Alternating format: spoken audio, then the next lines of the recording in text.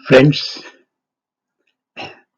today's video is regarding the perception, हमारे मन की सोच. What is the perception? Actually, if you see that it does not matter what the truth is, but it matters what we perceive. If we think that it is wrong, then this will affect you. Whatever truth may be, but if you consider it to be wrong, then it will affect your body. To understand the perception, let us find out how this perception is formed. We know that we are the part of Supreme Consciousness, Satchidanand, and our consciousness comes from Supreme Consciousness, and that gives us the Chetana, consciousness. And when this consciousness comes to our body,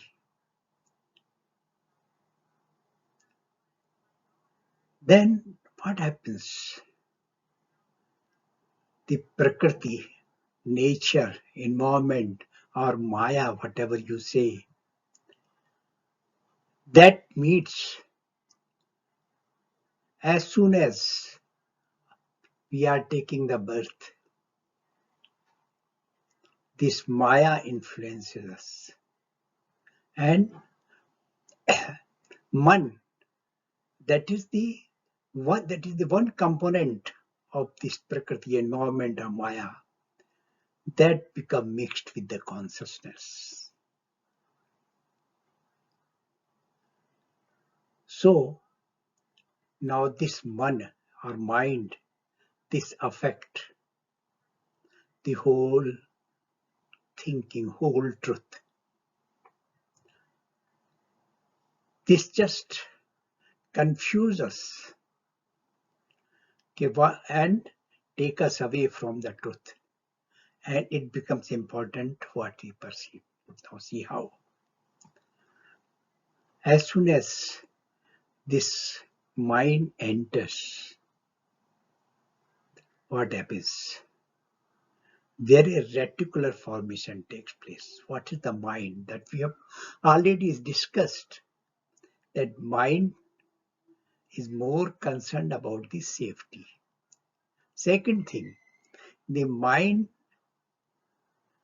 is more concerned with the aham, I, ego.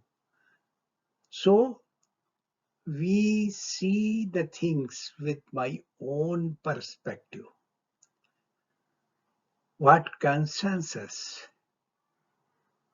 in whatever group we have taken birth, we are more concerned about that. In whatever people are related to us, we are more concerned. So our perception gets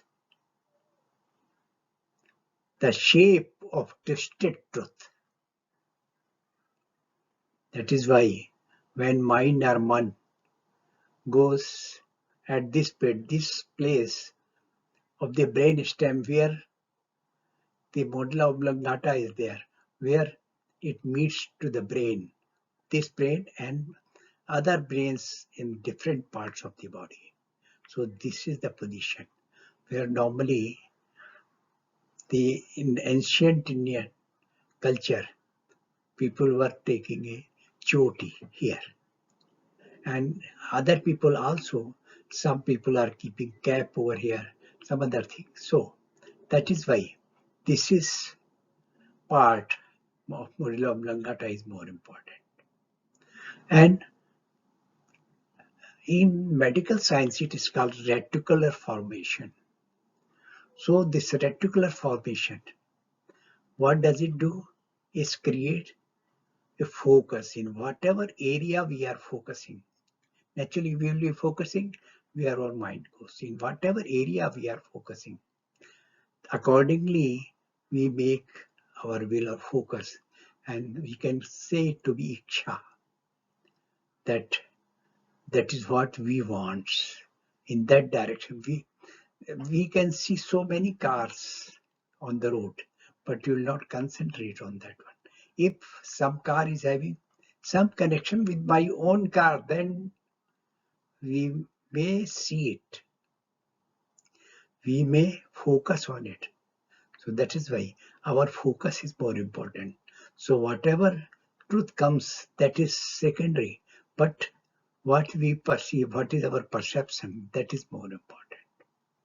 Now, with this, what happens? Our antaratma or antahkaran is formed. Or we can say the internal devices are formed. What are the parts of the internal devices? Ego, aham, because mind always shelter behind the aham. We consider more towards the I. Second thing is conscious. We become conscious for the things which are related with us, and and thoughts comes from the conscious. So what is mind? Mind creates the thoughts. This manas, conscious mind, this creates the thoughts in our cerebrum, Brahmatiscola. And that is that these thoughts comes according to the focus we have. So different type of thoughts are coming. Then next is buddhi or intellect. So this brain with mind decides the intellect, buddhi. Next is subconscious mind or chitta. So something, because our mind always remains either in the past or mind remains in future. It means either we are predicting for the future or we remain thinking about the past. So the subconscious mind store the memory, rather retrieve the memory, whatever it has stored in the past. And this mind is conditioned. How it is conditioned? It is conditioned according to our sanskar, conditioning in whatever environment we are having. Accordingly, our mind is conditioned. So our brain starts thinking in that way only. The cerebrum has frontal lobe, parietal lobe, occipital lobe, temporal lobe, and fifth lobe is insular cortex. So we are having certain emotions. Emotions are created because of the insular cortex, where other systems are attached with it. Because of these emotions, we are having fear, depression, disgust, happiness, then anger, and also anxiety. So many evil feelings are coming because of these bad emotions. Also, we can have the positive emotion if we want.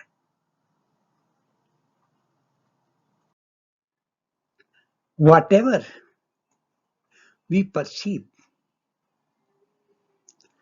this perception, how it affects our body, let us understand.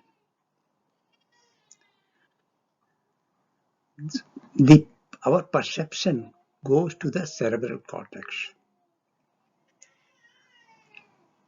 which I have said that insular cortex is there, their frontal lobe, parietal lobe, temporal lobe, occipital lobe, all are there. Now, in the cerebral cortex, thoughts are created. And our body is affected by the sensory, whatever we sense about our body, whatever sensing is there, that comes to thalamus. Thalamus is the part of the body, a part of the brain, and this is the thalamus part here.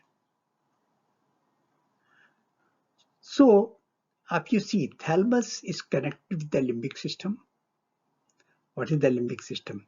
Limbic system is a system having so many components: amygdala, thalamus, and cingulate cortex. So many components are there in limbic system. This is connected. And this thalamus work when we are waking. We are awaked, Jagrata Avastha. In Jagrata Avastha, this thalamus is working.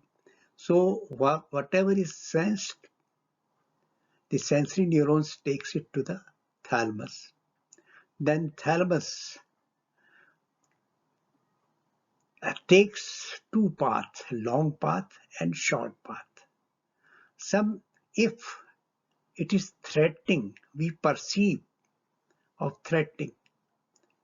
Suppose some soft things come below our feet and we think that it may be a snake, then we will become scared. If we are scared, then immediately it will this information will not go directly to the cerebral cortex, rather it will go first to amygdala. Because whenever threat is there, it will go to the amygdala. This is more concerned with the emotional systems. Similarly, the limbic system also, because it is connected with the amygdala, so it is also having the emotional control. So immediately this amygdala will come into the picture and it will compare with the hippocampus. Hippocampus, what is hippocampus? It's a memory. It's rather index of memory is there. Short-term and long-term memory may be in the frontal cortex, prefrontal cortex, frontal cortex, and other part of the brain. But index is here. So it will immediately retrieve the data. Okay, if whatever we have perceived, it is comparable with the memory, past memory. If it is comparable, immediately we will start action without thinking. So sometimes, whether it is the anger and in all the emotional things, most of the emotional things, we are not thinking. Without thinking, we start taking action, and that affects our chitta. Suppose anger is there, we sometime afterward we may repent that yes, we should not have become angry. But if anger comes, or if we are scared, if we are threatened, we become very much annoyed. Sometimes we are scared. So all because the image which has been formed in our brain due to amygdala, that is compared with the past images. Similarly, when this anger or anxiety comes, this limbic system, this emotional control, this come in contact with the hypothalamus. And with the hypothalamus, medulla oblongata, then autonomic motor neurons, they start acting. So the sensory neurons, whatever it is sensed, truth, whatever may be, but if it is perceived that it is threatening, because of this perception, if we become angry, or some love, emotions, whatever emotional things are there, because of that, hypothalamus will keep will give this uh, autonomic motor neurons into action, and these motor neurons, this will affect our visceral organs, our hearts, our liver, our lungs, all this will be affected. So it means see how this is. Also in this case, how our body action start taking place. If you see this, our thinking, the perception goes to the cerebral cortex, and this is here rationalized. Thalamus rationalized where it should go, whether it should go to occipital lobe or to the frontal lobe or to parietal lobe. This accordingly it perceives some bronchs area there where we can speak out something. So all these things are done here. And the basal ganglia, this is also nuclei are very much attached deep in the cerebrum. Amygdala is also connected with basal ganglia. So this, after this comes into the contact with cerebral cortex, there could be some inhibitory effect. But in the meantime, the cerebellum is also attached with the cerebral cortex, which gives immediate effect for the movement. Now, one gives the inhibitory effect, another gives the excitatory effect, and midbrain is excited to take some action.